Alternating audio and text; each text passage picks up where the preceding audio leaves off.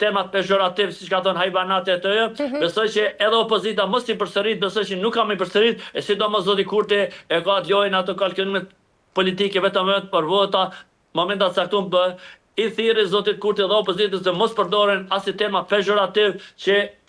inatosin dhe shtinë frikën të çdo familje se janë të përshon familjet në Kosovë si gjithë Ballkanin Perëndimor kur është pyetja interesi puro politik, puro personal dhe familjar për ndonjë punësim apo për interesat e tyre dhe besoj këtë ka shti hasmëri tek familjet dhe besoj këtë nuk duhet ta bëjnë politikanë se mund të vijë të vllavrasja për çka për një vot, për një interes dhe këtë nuk duhet ta ketë çdo qytetar i Kosovës, por duhet të votojnë drejt të mirën dhe duhet t'i vlerësojnë. Çka ka bëu zoti Kurti 10 muaj të fundit dhe gjithë opozita që ka bëu ato para përgatitje dhe ato reformit e fejlla qoftë LDK-ja, PDK-ja dhe të gjithë tjerët dhe me ato prurit e reja dhe me një lloj programe që kanë duhet të vlerësojnë programe dhe jo individe siç bojnë çdo kënd dhe sidoqoftë kjo është shumë është e mirë dhe shumë është e qartë se besoj kjo është masë e mirë që Kosova duhet të jetë e bashkuar, duhet të bëjë një fushat qetë, profesionale dhe jo me terma pejorativ duke ofenduar kundërshtar politik, po jo duke bërë një fushat qartë, fal profesionale dhe me etik lartë dhe siç i takon një politikani që mendojmë të shkojmë në Bashkimin Evropian dhe në NATO dhe Kosova atë rrugë ka dhe rrugë tjetër s'ka dhe të gjithë politikanët duhet të marrin mësim nga e kaluara që duhet të bëjnë fushat qetë dhe sa më të mirë dhe jo ofendime dhe jo me terma pejorativ. Zot Elimi, ndoshta jemi shumë herët për të përcaktuar këtë, por ju vetë si e shihni rezultatin e këtyre zgjedhjeve të parakohshme duke parë së parasysh edhe programin që është ndërtuar, por ndërkaq edhe fushatën që po zhvillohet?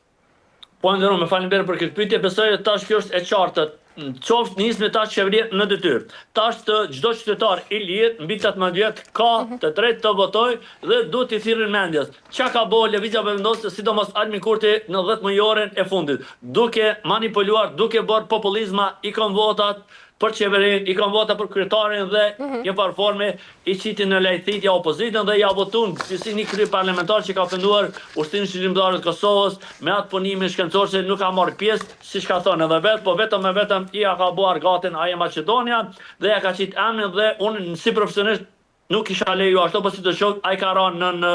ato dhe besoj e ka ofenduar OÇK-n dhe çdo njeri që ofendon OÇK-n dhe politikën e Rrugovës dhe gjithë atë mund që ka dhënë gjakin që kalon gjymtyrt, Ushtria Shqiptare e Kosovës është shejt dhe kush mundot ta përdos të ofendoj me çfarë do tema shumë pejorativ apo çka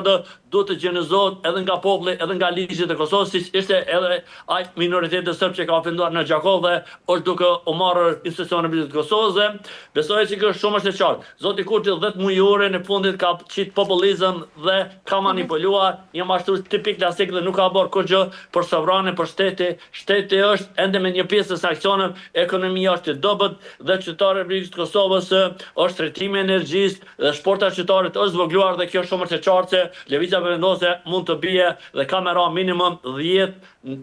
Besoj lëvizja vendose ka me shu 30, maksimum 35%, po prap duhet të bashkëpunoj me një parti opozitit, qoftë LDK-n, qoftë PDK-n dhe shpresoj që në këtë rast zonja Osmani Notera, siç kemi thënë dhe ajo që i ka shërbyer Albin Kurti dhe nuk mund të jetë më presidenti e Kosovës dhe këtë duhet ta kenë të qartë qoftë Abdi Gjikut, qoftë Betri Hamza, qoftë Ramush Haradinaj se me asnjë kusht nuk do të lejojë zonja Osmani ta marrë edhe një mandat vetëm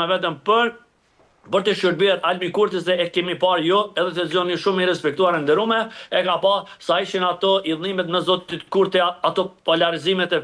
fella dhe ato tema pejorativ mes ministrit të jashtëm të partisë të listës Guxo dhe tash për interes për karrik se benefiti tyre e pa u pajtuan dhe i harruan të gjitha ato dhe këta niveli ty politikane nuk duhet lejuar dhe besoj Albin Kurti me çdo kush mundohet t'ja bëj tash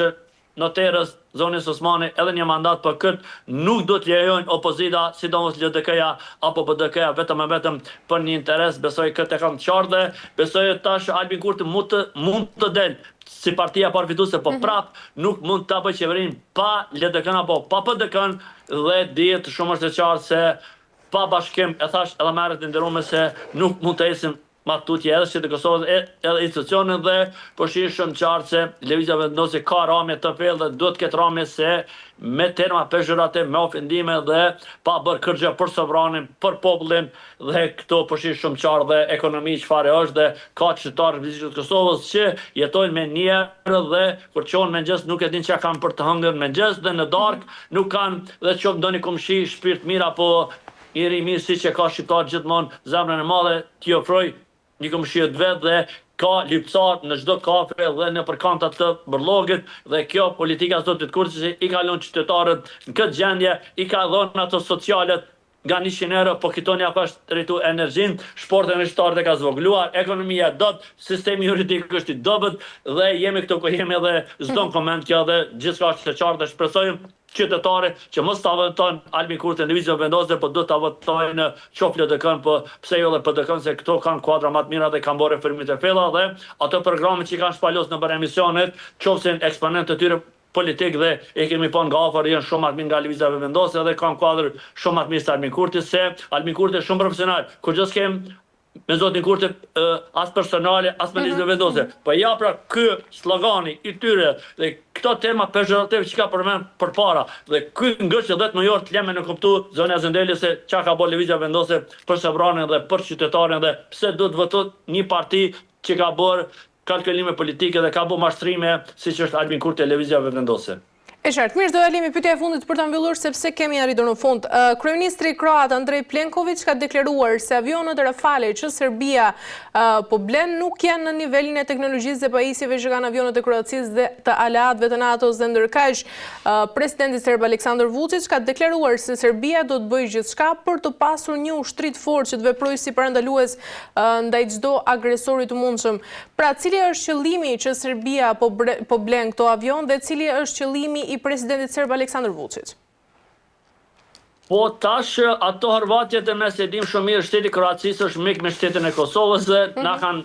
një muar që Bashkimi Evropian që në NATO dhe e dim shumë mirë raportet miqësore që janë me Serbikët Kroacisë dhe e dim atë shumë mirë se shumë kosovarë në luftën e Kroacisë kanë luftuar atje dhe nismi prej Akim Qekut të ish komandantit të FSK-s dhe kryeministrit të qeverisë Kosovës të kaluar, dhe besoj shumë mirë e misi dhe Serbia një farforme mundot të qesë hinë ato dhe mundot t'i prish pa i ka të pamundur dhe ai rivalitetit mes Kroacisë dhe Serbisë ditë po të rishte Kroacia shumë ai fortë se Serbia qoftë në armatën, qoftë në njerëz dhe çdo kënde mundot një farforme të grejë asin një paralele, po besoj këtë vëqishje edhe në shumë mirë se çfarë shteti Kroacia dhe çfarë mbështetje ka dhe dim shumë mirë sa trima në ushtarët kroat dhe besoj këtë atë një lloj protestës që e kanë në Serbi dhe mundot të kamuflojnë me blerjen e armatimit vetëm për t'ju ikë shembjes tire dhe ramis nga pushteti, kjo me këto blerje të armatimit dhe besoj që nuk ka nevojë Serbia të blej armatim ato, po si të qoftë ato bën për interesat e veta dhe ai rivali politikë mes ushtrive të Ballkanit Perëndimor është mes tyre dhe jo mes shtetit të Kosovës dhe besoj shumë mirë e dim se Vučić ka ditët e fundit dhe qoftë kjo zgjatja me shërbimin të inteligjente, me të ushtrisë, me të policisë, me të gjitha të angazhuara dhe maltretimi të gjitha atyre protestues që bën Serbia vetëm për të rritur karrikën, por kjo është e fundit dhe besoj që se di a mund ta nxjejë vera apo pranvera Vučićin në atë pozitë që ka dhe besoj që e kem thënë se ardhe do ta themi Vučićin ka me pritë fat i Zoran Xhinxhiçit dhe besoj e kanë kuptuar edhe serbët atje se Kosovën e kanë nuk njëre për gjithmonë dhe ajo ka ra në popull dhe e dim shumë mirë dhe këtë duhet të mos të bojnë në kalkulime në dëm të vetë popullit atje se edhe një pjesë e madhe e popullit nuk o fajë prej e këtyre politika të kriminalit të Vučić përmes njerëzve të tjerë që ka përdorur në Kosovë dhe besoj është fundi tyre të politikave të shekullit të kaluar dhe Vučić nuk e ka vend në politikë, po e ka vend në burg me gjithë kriminalet siç i ka pas në rastin Banjka dhe gjithë dhe po pretendohet se gjatë luftës në Kroaci të ish Jugosllavisë atë ka qenë një snajperist i paguar dhe ka ngretë një gjykatë në Itali atë shpresoj të bëhet arrestimi sa më shpejt dhe të gjithë ata kriminal që kanë bra musliman të pafajshëm atje duhet të marrin një gjykim meritues dhe pse jo edhe Vučić dhe këtë hallin e ka më të madh e mundot i kamufloj ato politika që i ka në dëm dhe të gjitha standardet Bashkimit Evropian duhet të realizohet dhe duhet të zbatojnë me shtetin e Kosovës, duhet të vijë sa më shpejt njoja e Kosovës nga Serbia edhe në mënyrë